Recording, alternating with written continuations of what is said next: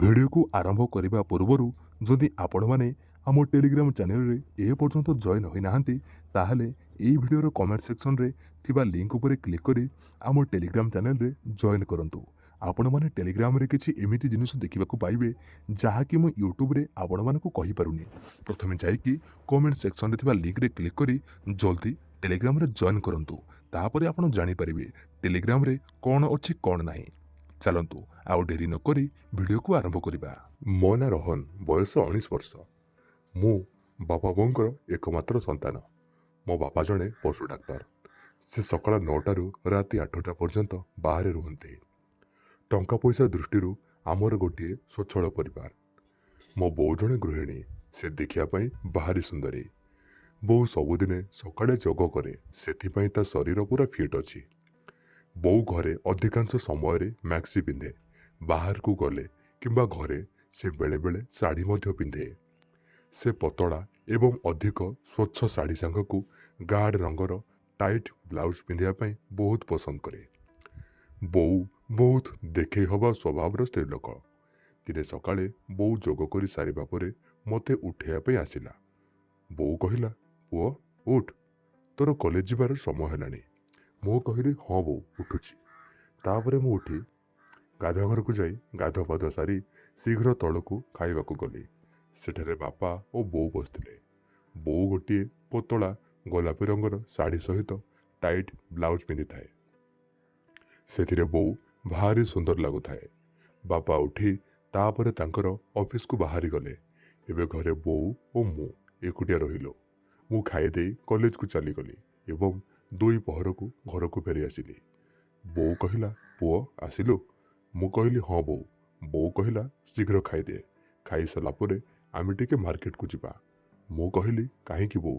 बो कहिला शॉपिंग करिया पाई। तापरे मु खाइली। बो साड़ी बदली फिट फाट होइकी बाहर को आसिला। से गोटिए नील रंगर नाइलन साड़ी सांगकू हाथ कटा ब्लाउज पिंधि थाए। स्वच्छ साड़ी तलू टाइट ब्लाउज आवृत बोर बड़ बड़ गोल गोल दूध दुईटा बारी होई पड़ुथाए। मो मनरे बो विषय कौन खराब चिंता नथिला। मु भाविथिली जे मो बो जणे भारी सुंदरी स्त्री लोक, किंतु बो को गेहिबा पई मु केबे भी मनरे भाविनी। बो को देखी मो पूरा थम होई रहीगली। बो कहिला, चल एबे कौन देखुचु? बो मुरुकी हसी बाहर को चलीगला। मु बाइक स्टार्ट कली। बो बाइक रे मो पछरे बसिबा परे मु मार्केट आड़े को चलिली। मझिरे मझिरे मु बाइक रो ब्रेक देबारु बोर दूध मो पिठिरे चापी होई जाउथाए।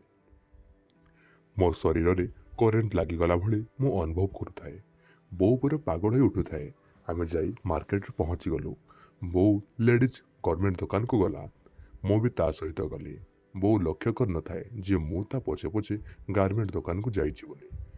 मो बोर पछरे छिड़ा होई थाए। देखिली बो दुईटा इनर किनिला। आई मीन गोटे कला रंगर और अन्यटा लाल रंगर। हठात बो मते ता पछरे छिड़ा होइतिबा देखी पूरा चमकी पड़िला। बो कहिला, तू लेडीज सेक्शन रे कौन करुछु?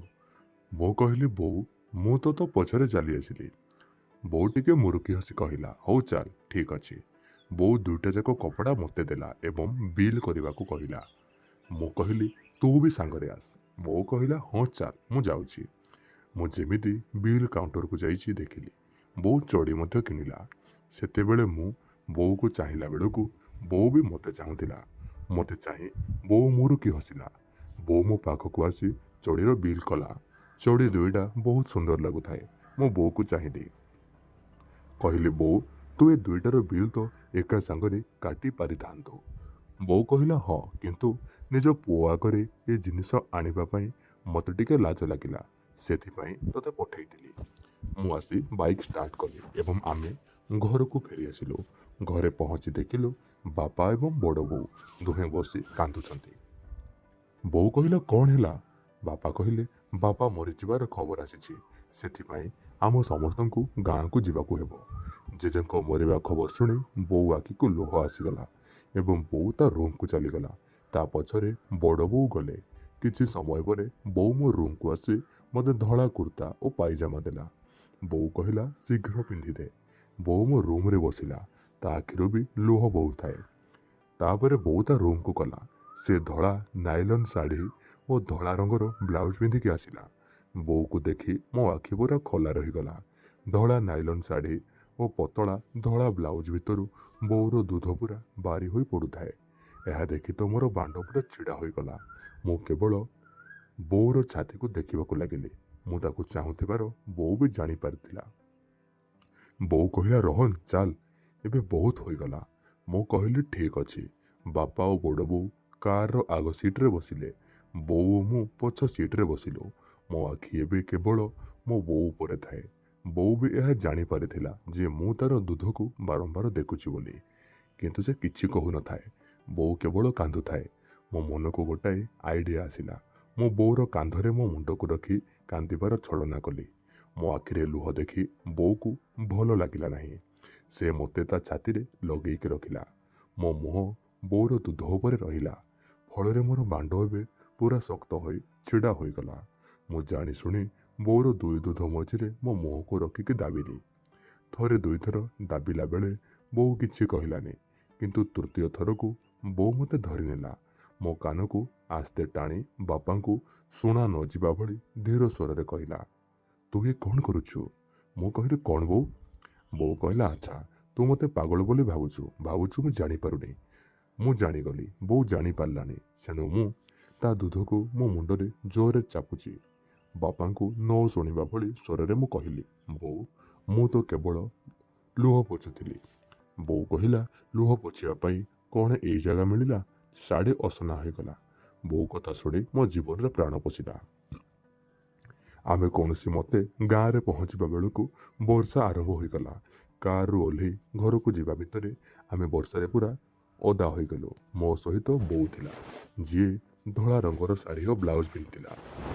ବୋଉର ଶାଢ଼ୀ ବ୍ଲାଉଜ୍ ପାଣିରେ ଓଦା ହୋଇ ପୁରା ତା ଦେହରେ ଯୋଡ଼ି ଯାଇଥିଲା।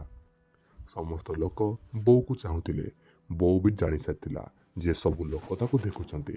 ସେ ମନେ ମନେ ଖୁସି ହେଉଥିଲା। ତାର ବି କିଛି କରିବାର ନଥିଲା। ମୁଁ ଯାଇ ବୋଉ ପାଖରେ ଛିଡ଼ା ହେଲି ଏବଂ ତାକୁ କାନ୍ଦ ବନ୍ଦ କରିବାକୁ କହିଲି।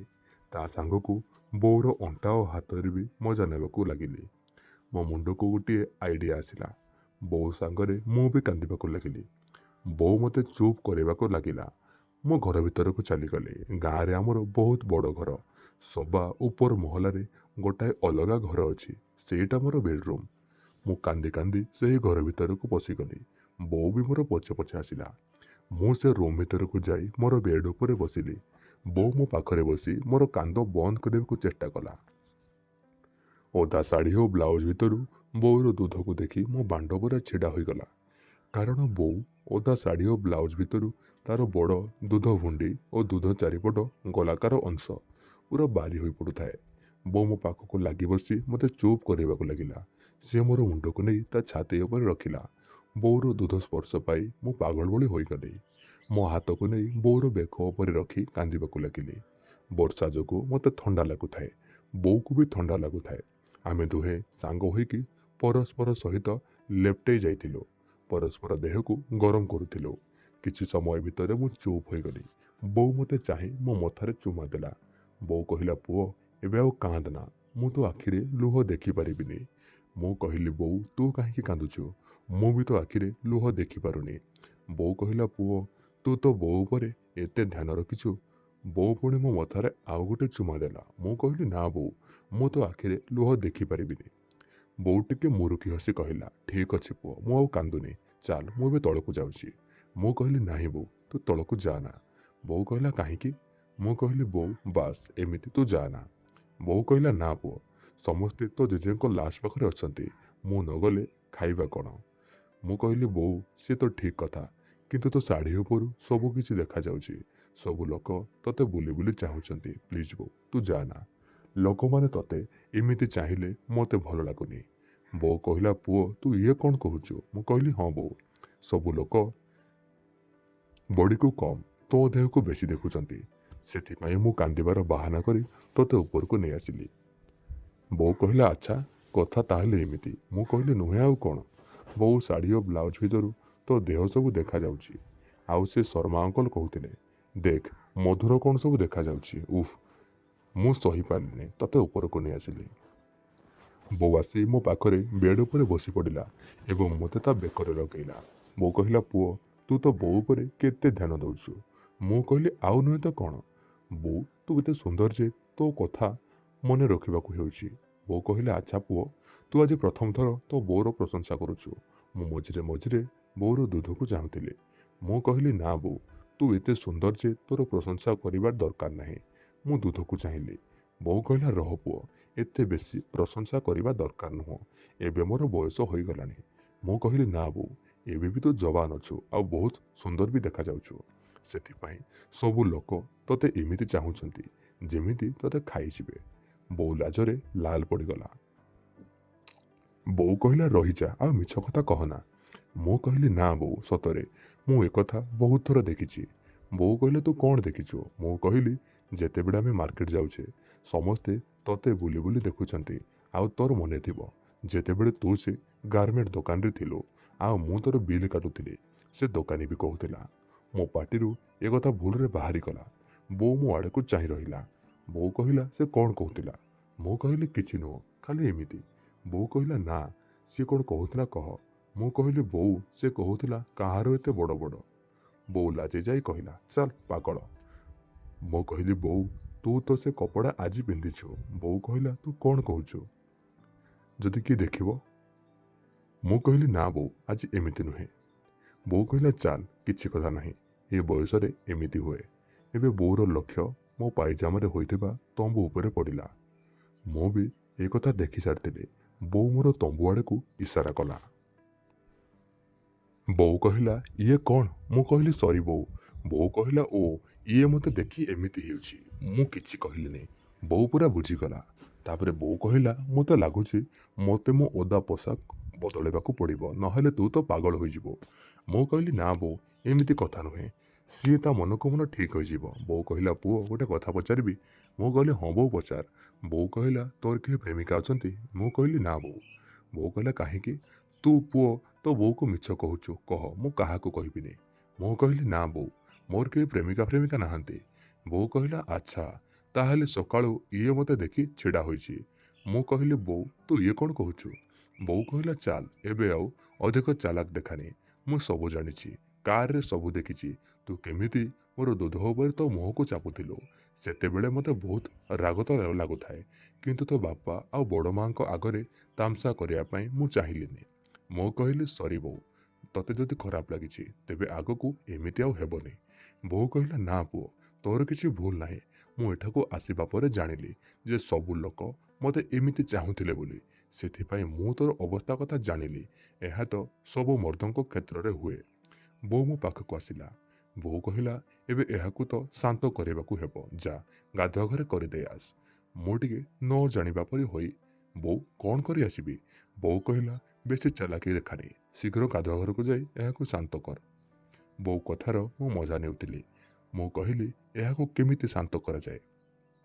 ବୋଉ ଟିକେ ରାଗିକି କହିଲା, ଶୀଘ୍ର ଗାଧୁଆ ଘରକୁ ଯାଇ ମୁଠି ମାରି ଏହାକୁ ଶାନ୍ତ କରିଦେ। ବୋଉ ମୁହଁରୁ ମୁଠି ମାରିବା ଶବ୍ଦ ଶୁଣି ମୋତେ ବହୁତ ଭଲ ଲାଗିଲା। ମୋର ସାହସ ଟିକେ ବଢ଼ିଲା।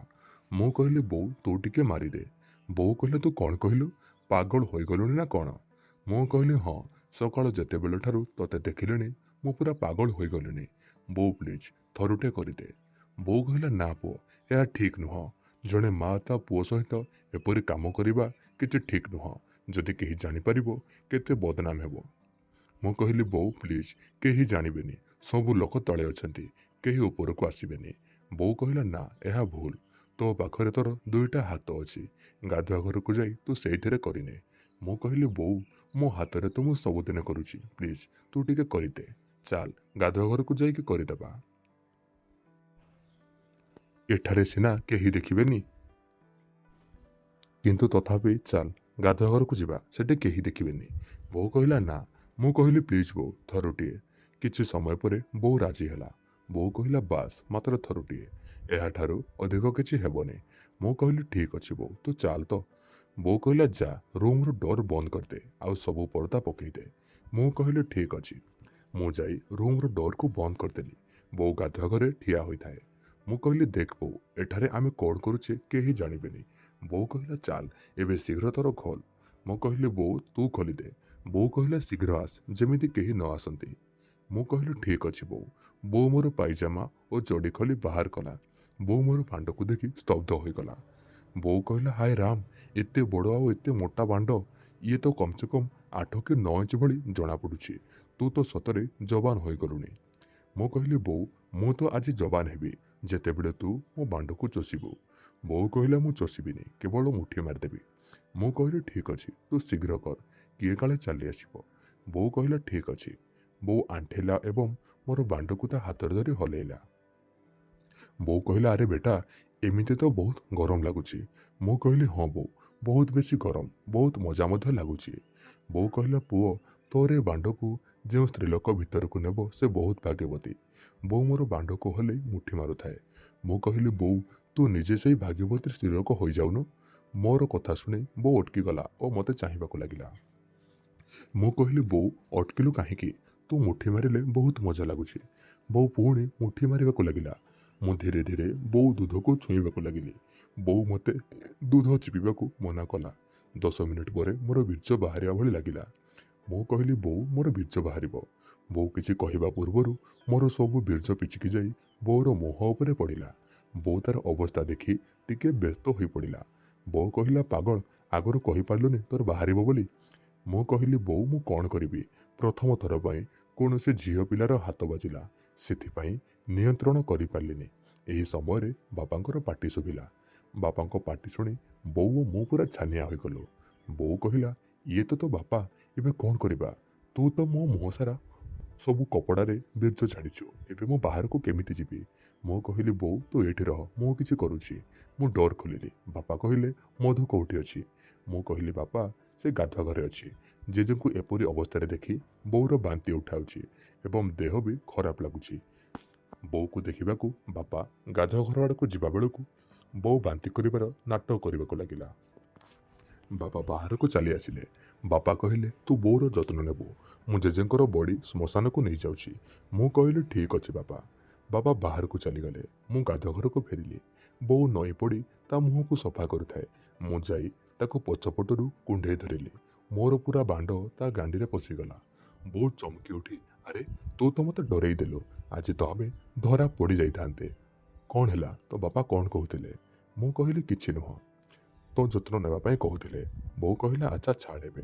ମୁଁ ବୋଉର ଗାଣ୍ଡିରେ ମୋର ବାଣ୍ଡକୁ ଜୋର ଜୋର ଦାବିବାକୁ ଲାଗିଲି। ବୋଉ ବେକରେ ଚୁମା ଦେଲି। ବୋଉ କହିଲା ନା ପୁଅ, ଏମିତି କରିବା ଠିକ୍ ନୁହଁ। ମୁଁ କହିଲି ତୁ ଏବେ ଯାହା କଲୁ ସିଏ ତ ଠିକ୍ ଥିଲା, ତାହେଲେ ଏହା କେମିତି ଭୁଲ? ଏମିତି ତୁ ତ କହୁଥିଲୁ ଯେ ଯେଉଁ ସ୍ତ୍ରୀ ଲୋକ ମୋ ବାଣ୍ଡ ଭିତରକୁ ନେବ ସେ ଭାଗ୍ୟବତୀ ହେବ ବୋଲି। ବୋଉ କହିଲା ତୁ ଆଗରୁ କାହାକୁ ଗେହିଛୁ? ମୁଁ କହିଲି ନା ବୋଉ, କିନ୍ତୁ ତୁ ଯଦି ଗେହିବାକୁ ଦେବୁ ତାହେଲେ ଏଇଟା ମୋର ପ୍ରଥମ ଥର। ମୁଁ ମୋର ବାଣ୍ଡକୁ ଆହୁରି ଜୋରରେ ବୋଉର ଗାଣ୍ଡି ଉପରେ ଦାବିବା ଆରମ୍ଭ କଲି। ବୋଉ କହିଲା ଦେଖ ପୁଅ, ଯଦି ମଝିରେ ତୁ ହାରିଯିବୁ ତାହେଲେ ତୋଠାରୁ ମୋ ଠାରୁ କେହି ଖରାପ ହେବେନି। ମୁଁ କହିଲି ତୁ ଥରେ ପରୀକ୍ଷା କରି ଦେଖ, ମୁଁ କେବେ ବି ତୋତେ ନିରାଶ କରିବିନି। ଏଥର ବୋଉ ମୋ ପଟକୁ ବୁଲିଲା ଏବଂ ମୋତେ ମଧ୍ୟ ଚୁମା ଦେବାକୁ ଲାଗିଲା। ଏହା ମୋ ଜୀବନର ପ୍ରଥମ ଚୁମା ଥିଲା। ମୁଁ ତ ପାଗଳ ହୋଇଉଠିଲି ଏବଂ ବୋଉର ଓଠକୁ ଚଷିବାକୁ ଲାଗିଲି। ମୁଁ ଧୀରେ ଧୀରେ ବୋଉର ଦୁଧକୁ ଦଳିବା ଆରମ୍ଭ କଲି। ବୋଉ ତାର ବ୍ଲାଉଜକୁ ଖୋଲିଲା। ବୋଉ କହିଲା ନେ ପୁଅ, ତୋ ମନୋକାମନା ପୂରଣ କରିନେ। ମୁଁ କହିଲି ଧନ୍ୟବାଦ ବୋଉ। ଏବେ ମୁଁ ବୋଉର 34 ସାଇଜର ଦୁଧକୁ ପାଗଳ ଭଳି ଚିପିବାକୁ ଲାଗିଲି। ବୋଉକୁ ବି ବହୁତ ମଜା ଆସୁଥାଏ। ବୋଉ କହିଲା ଆସ୍ତେ କର, ବହୁତ ମଜା ଲାଗୁଛି। ମୁଁ ପ୍ରାୟ 10 ମିନିଟ୍ ବୋଉର ଦୁଧକୁ ଚଷିଲି। ବୋଉ ଧୀର କଣ୍ଠରେ ଚିତ୍କାର କରିବାକୁ ଲାଗିଲା। ମୁଁ ବୋଉର ମୁହଁକୁ ଚାହିଁଲି। ମୁଁ କହିଲି ଏଠି ସୁବିଧା ହେବନି, ଚାଲ ମୋ ରୁମ୍କୁ ଯିବା। 2 ବାହୁରେ ବୋଉକୁ ମୋ ରୁମ୍କୁ ଟେକି ନେଇ ବେଡ଼୍ରେ ଶୁଆଇଲି। ବୋଉ କହିଲା ପୁଅ, ତୁ ଆଗେ ଯାଇ ଡୋର୍ଟା ଭିତରୁ ଲକ୍ କରିଦେଇ ଆସ, କିଏ କାଳେ ଚାଲି ଆସିବ। ମୁଁ ଯାଇ ଡୋର୍ ଭିତରୁ ଲକ୍ କରି ଆସି ବୋଉ ପାଖରେ ଶୋଇ ତାକୁ କୁଣ୍ଢେଇଲି। ଦୁହେଁ କୁଣ୍ଢାକୁଣ୍ଢି ହୋଇ ଚୁମା ଖାଇଲୁ। ମୁଁ ବୋଉର ଦୁଧକୁ 2 ହାତରେ ଦଳିଲି। ବୋଉ ମୋର ଶକ୍ତ, ଲମ୍ବା ଆଉ ମୋଟା ବାଣ୍ଡକୁ ମୁଠେଇ ଧରିଲା। ବୋଉ କହିଲା ତୁ ଆଉ ଡେରି କରନି, ମୁଁ ଆଉ ମୋଟେ ସମ୍ଭାଳି ପାରୁନି। ତାପରେ ମୁଁ ଉଠି ବୋଉର ଚଡ଼ିକୁ ଟାଣି ଖୋଲି ପକେଇ ତା 2 ଗୋଡ଼କୁ ମେଲେଇ ତା ବିଆକୁ ପାଟିରେ ପୁରି ଚୁଚୁମି ଚୁଚୁମି ଚାଟି ପକେଇଲି। ବୋଉ ବିଆ ପୁରା ଓଦା ହୋଇସାରିଥିଲା। ମୋ ପାଟି ଲୁଣିଆ ହୋଇଗଲା। ବୋଉ ମୋତେ ତା ଉପରକୁ ଭିଡ଼ି ନେଲା। ବୋଉ କହିଲା ପୁଅ, ପରେ ମୋ ବିଆକୁ ଚାଟିବୁ, ଆଗେ ମୋ ବିଆରେ ତୋ ବାଣ୍ଡକୁ ପୁରେଇ ଗେହି ପକା। ମୁଁ ମୋର ତାଗଡ଼ା ଲମ୍ବା ଆଉ ମୋଟା ବାଣ୍ଡକୁ ବୋଉର ବିଆ ମୁହଁରେ ଲଗେଇ ଦାବିଲି। ବାଣ୍ଡ ମୂଳ ପର୍ଯ୍ୟନ୍ତ ବୋଉର ଓଦା ବିଆ ଭିତରେ ସର୍ଟ କରି ଗଳିଗଲା। ମୁଁ ବୋଉର ଦୁଧକୁ ଚିପି ଜୋର ଜୋର ଗେହିବାକୁ ଲାଗିଲି। ପ୍ରାୟ 20 ମିନିଟ୍ ଗେହିବା ପରେ ମୋତେ ଲାଗିଲା ମୋର ବୀର୍ଯ୍ୟ ବାହାରିଯିବ। ବୋଉର କାନ ପାଖକୁ ମୁହଁ ନେଇ ମୋ ମୁହଁକୁ ଲଗେଇଲି। ବୋଉ, ମୋର ଏବେ ବୀର୍ଯ୍ୟ ବାହାରିବ। ବୋଉ କିଛି ନ କହି ଜୋର ଜୋର ନିଶ୍ୱାସ ନେବାକୁ ଲାଗିଲା। ମୁଁ ମୋର ବାଣ୍ଡକୁ ଜୋରରେ ବୋଉର ବିଆ ଭିତରକୁ ଦାବିଦେଲି। ମୋ ବାଣ୍ଡରୁ ପିଚ୍ ପିଚ୍ ହୋଇ ପ୍ରଚୁର ବୀର୍ଯ୍ୟ ବୋଉର ବିଆ ଭିତରକୁ ବିଚିଗଲା। ବୋଉ ମୋ ଅଣ୍ଟାରେ ତା ଦୁଇ ଗୋଡ଼କୁ ଗୁଡ଼େଇ ମୋ ଓଠରେ ଚୁମା ଦେଲା। କିଛି ସମୟ ଦୁହେଁ ଚୁପଚାପ ପଡ଼ି ରହିବା ପରେ ମୁଁ ବୋଉ ଉପରୁ ତଳକୁ ଗଡ଼ି ଶୋଇଲି। ବୋଉ ଉଠି ତାର କପଡ଼ାକୁ ସଜାଡ଼ିଲା। ମୁଁ କହିଲି, ବୋଉ, କେମିତି ଲାଗିଲା? ତୋତେ ଶାନ୍ତି ଲାଗିଲା ତ? ବୋଉ କହିଲା, ତୁ ବହୁତ ଭଲ ଗିହୁଁଛୁ। ମୋତେ ଆଜି ପୁରା ଶାନ୍ତ କରିଦେଲୁ। ମୁଁ କହିଲି, ତାହେଲେ ବୋଉ ମୁଁ? ବୋଉ କହିଲା, ମୁଁ ଜାଣିଛି ତୁ କ'ଣ କହିବାକୁ ଚାହୁଁଛୁ। ତୁ ନ ଗେହିଲେ ମୁଁ କ'ଣ ଏବେ ଆଉ ରହିପାରିବି? ମୁଁ କହିଲି, ତାହେଲେ ଏବେ ଆଉ ଥରେ ଗିହାଁ ଗିହିଁ ହବା।